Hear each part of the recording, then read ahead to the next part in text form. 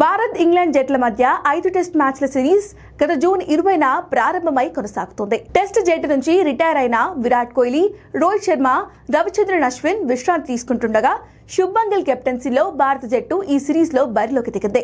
విదేశీ సిరీస్లకు కుటుంబ సభ్యులు ఎక్కువ రోజులు రాకూడదనే కఠినమైన రూల్స్ వల్లనే విరాట్ కోహ్లీ టెస్ట్ మ్యాచ్ల నుంచి రిటైర్ అయ్యాడని వార్తలు వచ్చాయి.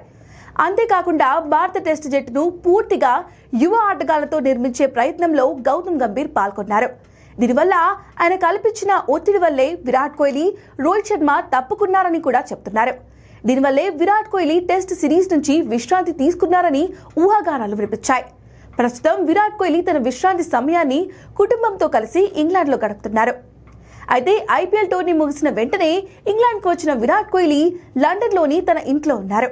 ఈ సందర్భంలో భారత జట్టు ఇంగ్లాండ్ పర్యటనకు వచ్చినప్పుడు విరాట్ కోహ్లీ నేరుగా మైదానానికి వచ్చి మ్యాచ్ను చూస్తారని ఆశించారు.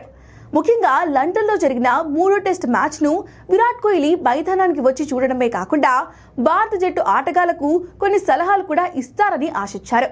కానీ ఎంతో ఉత్కంఠంగా సాగిన లార్డ్స్ టెస్ట్లో విరాట్ కోహ్లీ మైదానానికి కూడా రాలేదు. అయితే అదే సమయంలో లండన్లో జరిగిన వింబుల్డన్ను మాత్రం కోహ్లీ నేరుగా చూశాడు.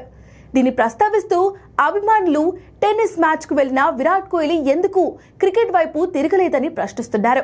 గంభీర్ పై ఉన్న కోపం వల్లే విరాట్ కోహ్లీ భారత జట్టు ఆడే మ్యాచ్లను చూడటం లేదని కూడా కొంతమంది అభిమానులు అభిప్రాయపడుతున్నారు.